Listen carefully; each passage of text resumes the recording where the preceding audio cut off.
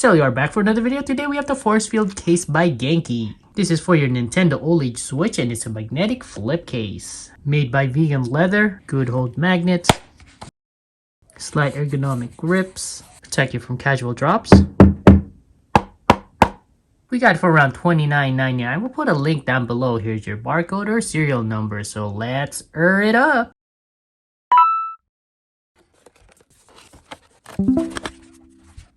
Other than the case, let's see what else is inside. You have this foam. Then you have like some sort of sticky tape here. It's a nice simplistic look. You have the vegan leather, which is actually nice. You could easily just wipe it off if it's a little bit dirty. Two raised bumps for your thumbsticks.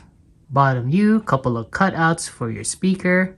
Also a USB port. On the other side, you have the Genki name in the middle. You have a slight ergonomic grips. What I like about this would support your OLED kickstand. Front cover is held by magnets. Let's go ahead and just kind of take this out. It says it's dangerous to go alone and take this. Of course, you want to protect your screen. Two holes to help you align your front flap.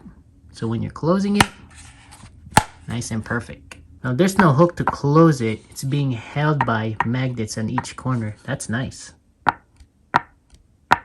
Opening it, now you have a nice soft felt lining, so it definitely won't scratch your Switch or your OLED Switch. Same from the back as well. You do have these two bumps for your thumbstick, like we mentioned earlier. Going around the case, there's no like special bumps or rivets to kind of absorb the impact. It's just plain and smooth. Same at the bottom. Cut out on top, plenty of space for the volume button, sensor, audio jack, and game card slot. Let's just check the strength of this magnet.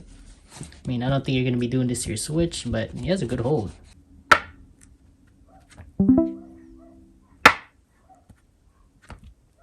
Now the front magnet, it's not as strong as the one in the back. It does have some flex on it, which is what you want. You want to be able to put your Switch in there. So let's go ahead and get our OLED. Start it at the bottom. Push it in there. Push the top. There you go. Pretty easy to install.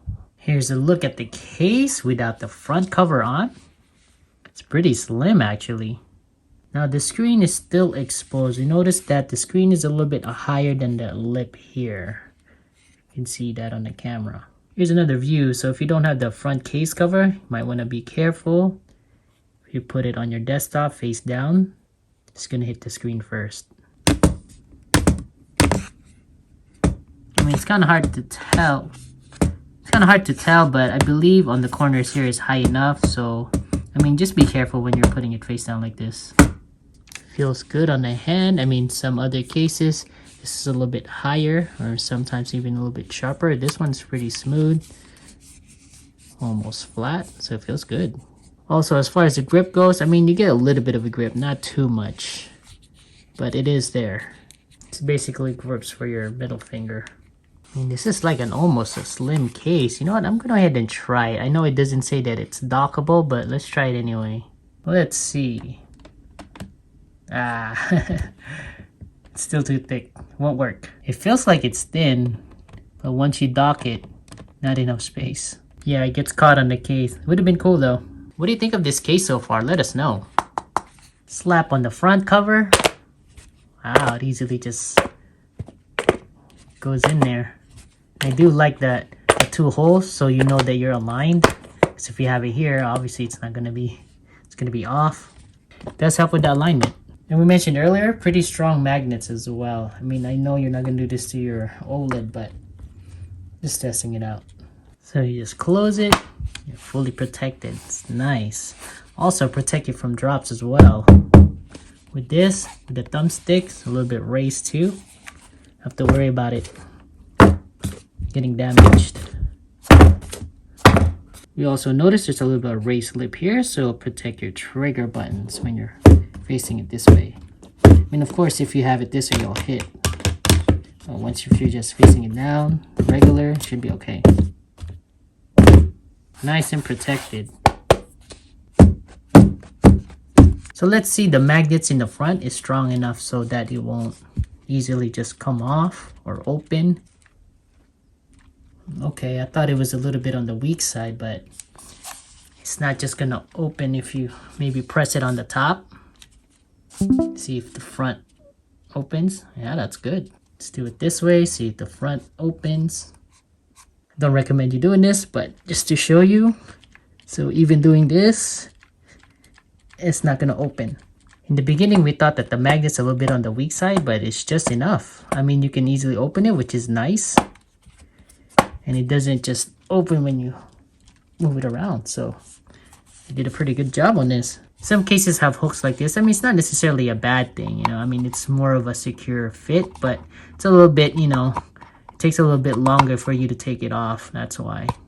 So that's all preference as well too, if you want a hook or you want a magnet like this. You do have a felt lining here. We mentioned that earlier. We don't have to worry about it scratching our screen. I mean, even though we have a screen protector here, it's just nice to have that. Also, that bumps protect your sticks. Technically, you can use this as a stand. Another nice feature about this, you can actually use the kickstand. It opens up. And you have access to your SD card as well. You can still adjust it to whatever angle you want. Connect your USB. Enough space for you to plug it in. Cutout on top, plenty of space for the power, volume, brightness sensor, audio jack, even the game card.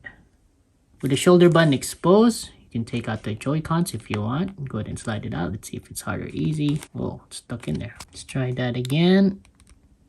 Wow, that's a tight fit. One more time. Okay, even though this is exposed, it's very hard for you to take off your Joy-Con. So you're better off just taking the whole case because it's not even budging. We tried a couple of times. Even when you're pressing the button and you're trying to pull it, it just doesn't slide out. I mean, I'm sure with enough force you can, but it's not easily sliding out. With that being said, is it hard or easy taking the whole thing off? So we're going ahead and try the top first since it's already exposed. Pop this out. That's out. Now let's do the Joy-Cons. Pop it out. Other side.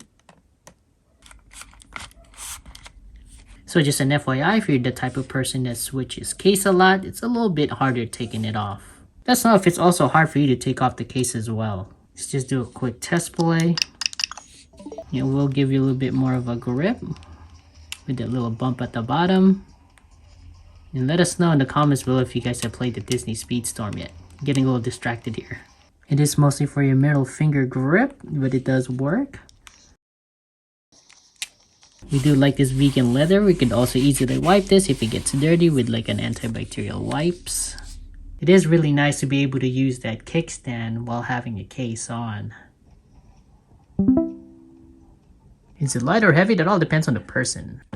172 grams. Just a quick comparison next to our Pro Flip case, 184. So Genki's a little bit lighter. So that's your force field magnetic flip case by Genki. This is for the Nintendo Oled Switch. The vegan leather feels nice on your hand, also easily wipeable. Front cover is held by magnets, strong enough that you won't fall with just regular handling. It will protect you from scratches, dust, and drops. Offers a slight grip. And a feature that we like, the back opens so you still be able to use your kickstand. We got it for around $29.99. We'll put a link down below. Let us know if you have any questions. So let's hurry it up to another video.